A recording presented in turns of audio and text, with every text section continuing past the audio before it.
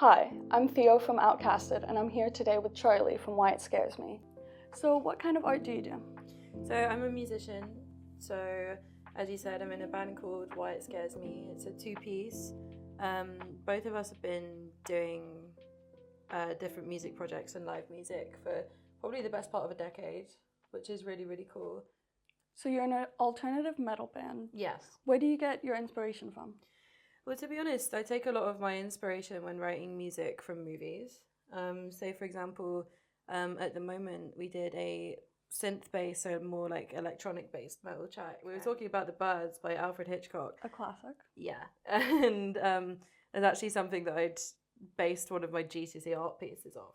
So it's been like a present thing in my creative kind of production without even realizing it for quite a while. It feels like it's like come full circle, which is really cool. So I took a sample from said movie and then basically digitized it and then built a track around it. And I've done that a couple of times now with either different TV shows or movies because I feel like it transpires quite well.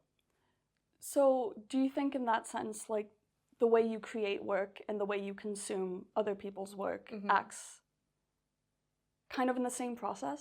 I think so. I mean, it's something that, it really depends on, on what the project is and where I'm at. But to be honest, like I've always been a big movie lover. I've always been a big fan of film. So to be honest with you, it's a very natural thing for me to take inspiration from. So no, I think I agree with that. And yeah, I mean, it's very interlinked. It's in the same way that I'd love to write. I'd love to do script writing at some point. You know what I mean? Whether that would be theatre or film or something. But it's always been something I'm interested in, which is interesting because it influences so much of my music. Have you always known you would go into music or? Well, I've always been around it in the way that my grandparents on both sides, my granddad on my dad's and my mum's side, were both bassists in bands throughout. That's so cool. And honestly, my first guitar was from my granddad, which is amazing, and I still have it. But yeah, I mean, music's always been, a big thing in my family. And what has made that even more good for the kind of music I do now is it was, there's never really been a huge presence of like classical training in my family. It was always contemporary or rock music, to be honest with you. So it's always been something that I've had access to since I was like literally tiny, since like before I could even say. Did you ever get classical training or was it mainly contemporary? I did. I was classically trained as a soprano vocalist. Oh, wow. Yeah, when I was 14 to 15 and onwards. And yeah, I'm a big fan of, outside of metal, I'm a big fan of like, operatic musicals. I'm a big fan of classical music. But to be honest with you, that's also influenced my writing style now because, as I said, I'm very lucky enough to have, been introduced to such a variety of vocal techniques that, it's really helpful when trying to write something that's, unique. And how do you think that creating artwork affects the way you interact with people? Or do you think the way you interact with people affects your artwork, or does it go both ways? I think it's a bit of both. I mean, it's one of those situations where obviously people's creativity and creative process serves them in a way that I think is meant to like spiritually serve them, you know what I mean? So I think that people's creations is almost like a manifestation of how they want to present themselves to people. And I think the good thing with music and any kind of creative direction and in general, it can be interpreted in so many different ways. It's a very kind of like subjective method of communication. So I think that for a lot of people in music, I think that either they're showcasing a part of themselves that doesn't necessarily come about naturally in their everyday life, but it's still something that's quite central to their core. The music that I write, I think that, as I said, inspiration's drawn from, so many external things. As I said, it can either be film, it can be from other musicians, it can be through, emotional journey or, just reflection on life events. And I think that, translating that into kind of more like lyrical and poetic, communication style, I think that it definitely influences how I interact with people and vice versa. So do you ever think that it's hard to like leave the music persona when you're talking to people normally? Well, because it's always been such a huge part of my life, I don't even really kind of perceive it as like a persona almost. Right. Okay. You know, I think that I have done before, but I think now, like, it's so intrinsic to my day-to-day life. You know what I mean? It's kind of all kind of blended in to itself, which I think is nice because it means for a very like organic kind of creative process. I think that makes sense, yeah. Are there any women or individuals from gender minorities who have inspired you in particular? Yeah, I've been lucky enough to work with a lot of people who identify in a lot of different ways.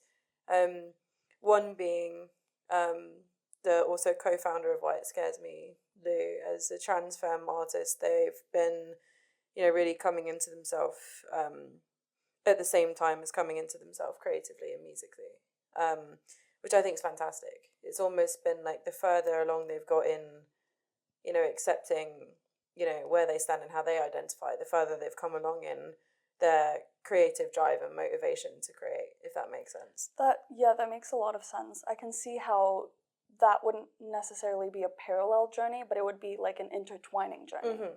Because in order to create, you have to feel comfortable. Definitely. And I think that as both of us identify as non-binary, that can be a very, very difficult thing to navigate, because obviously we come on at that from different ends, you know what I mean? And I think that, we learn a lot from each other in terms of what it means to, self-identify and self-explore that. And I think that, a big way of managing and expressing ourselves really does come through in our creative process. And I think the reason for that is because it's an opportunity to really be, free in, as we were saying earlier, in how you want to present yourself, how you want to communicate, what you want to create. So how has your view of the world changed since actively creating and pursuing art? I think that my view of the world's changed in the way that witnessing people create is something that's so it's almost quite otherworldly, because it's probably the only way that you can really see into somebody else's head. You know what I mean? And I think that most of the time, what can be really, really difficult, especially in social situations as a neurodivergent individual, having to guess more than other people. Yeah. I think, and that's not just me. I believe that's a generally there's quite a universal experience of people that are neurodivergent, and I think that creativity and being able to share my artistic process with other people, I think that that's the only time where you've really got like a tangible example of somebody else's thoughts and feelings. So the way it's influenced how I view the world is that art is a translation of how other people see the world. You know what I mean? And I think that as a result of that, it's made me feel closer to a community. It's made me feel more comfortable to share otherwise what would have been very private thoughts and feelings and experiences through music and through artwork, which is it's an incredible thing. And in summary, I think that it's been a very freeing journey for that. I know I personally had a battle recently where I thought to myself, well, I'll never understand how another person works, who this other person is, to the same extent that I expect to. Yeah. And like you said, art is one of the only ways where you can really get that, because there's not just words, but there's the way they choose to put the words together, the way they choose. And it's those choices that can really tell you a lot about a person. Definitely. I mean, it comes with such a level of, direction and tonality. Yeah. That I think that's way easier to kind of manage. Yeah, it really helps you connect to people. It allows to get a better grasp of people as a whole and people as individuals, which is something as neurodivergent people can be hard to do. As well, I think that, there's something so essentially and completely human about the creative process. You know what I mean? And it's interesting what you say about, helping, almost feeling closer to how other people's brains operate. You know what I mean? Because it's something that's so raw and so human, regardless of how produced it is or not. It's very, it comes directly from someone's mind. with often with, you know, that's kind of like a collection of their own experiences and interpretations as well. So yeah, it's like, you know, the hierarchy of needs. Yeah. It's like the top need. It's like the... We need a graphic for this. Yes, put a graphic of the hierarchy of needs. And that's when we put connecting to others through artistic endeavors as the top need. Some music, sometimes I enter it and I'm like, I never expected this to like affect me the way it does. It can be surprising, especially if you had a kind of like preconceived notion of what your personal taste is. You know, it can be very surprising going into something almost deaf to it. You know what I mean? Yeah. And it can be quite humbling sometimes, I think. Your idea of who you are through what you like is being affected. Which actually leads me to ask, what do you want people who consume your work to walk away thinking or feeling?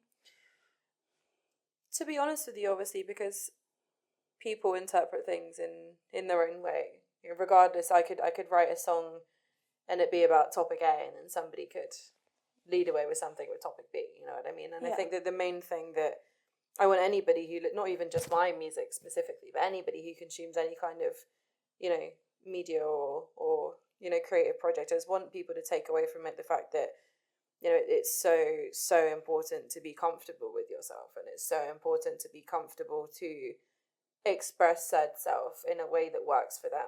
You know what I mean? Even if people listen to our music and it wasn't for them, at the end of the day, I know that they've it's still rewarding, because then I've put something out into the world that people can have an opinion on. Yeah. You know what I mean? And then people can, you know, explore and develop their own personal taste, whether they like it or not. You know what I mean? It takes a lot to put yourself out there as well. And I know with my art, I found it difficult to like separate individuals' opinions from my value. Yes. But once you can do that, you realize, oh wow, there's such this broad range of ideas, concepts I'd never explored, because what if they weren't good enough? Well, this is the thing. I think that especially as you know, existing as a queer person, and it's not even a label that I necessarily gravitate towards hugely, or at least I didn't up until recently. You know, I've been out for over 10 years now. You know, the first time I came out as trans/non-binary, I was 11. You know what I mean? So it's been a whole journey in and of itself. But I think that what I kind of learned in my music and in my own, you know, journey of identity is that you don't have to be palatable to everybody, and that is such an important thing. You know, it used to be before. You know, I used to. Because at the moment, you know, the pronouns I use, I mean, it's they or he or anything that isn't she. Yeah. You know, it has a nice kind of sound to it. And before, I used to be so self-conscious about, you know, because at the end of the day, I like wearing makeup. I like dressing up. I also like not wearing makeup and not dressing up. And I think that before I was quite toxic in my mindset with it. It's like, oh, but if I do this or present feminine in a certain way, then that kind of makes me seem like illegitimate in my space within this community. And I did the same with music for a long time, you know, because I'm into such like a wide variety of music. I was like, oh, you can't put so many scream vocals in a song. You can't put so many samples in a song because people aren't going to get it, and people it's not radio friendly, and it's not this and it's not that. And then almost weirdly at the same time, they kind of met in the middle, and it's like, well, it actually doesn't matter. Yeah. You know what I mean? If people like, as I said, if people like it, then they like it. If people you know, find it easily accessible or not. It's more what's rewarding for me is more the principle that I've put something out there that people can interpret as they see fit, in a positive way or a negative way. Yeah. I mean, I know with the aspect of being non-binary and presenting femme, I know that for me personally, I feel okay doing it now because I'm like, well, femininity isn't a chore anymore. Femininity also isn't inherently bad, and I think that people bad. forget that. I think that, you know, in general, we do have a tendency to demonize feminine traits, especially if we don't identify as female. But you know, yeah. But it's very true that like, as soon as you start creating or existing for other people's consumption, and not for the act of creation. You'll lose your mind. You lose your mind. you lose who you lose your are. mind. Not good. Yeah, you lose track of what you're doing it for. There's no sense of like personal direction there anymore. I get people come and ask me, well, why don't you create anything happy? And it's like, because I don't want to. Exactly. Why should I do it? Just because you want to hear it? Yeah. Well, I don't want to say it. Mm-hmm. Do you have any closing notes for aspiring artists out there? Yeah, I think it's the same that I'd say to anybody. I think it's just, be true to what you want to put out into the world. Don't worry about it being overly accessible. Don't worry about it being, something that could be easily monetized. Just think about something that, means something to you. Or even if it doesn't have like a huge inherent meaning, just something that brings you joy, and something that you feel comfortable sharing with others is my main thing. Because I think that everybody has such vast potential within them to create stuff that's amazing. So I think that if anybody is thinking about starting, either a music project or an otherwise, in an otherwise like creative field, I think that my biggest advice is just start, see where it takes you. Makes sense. Well, thank you for joining us for Outcasted. Yeah, thank you. It's great to have you.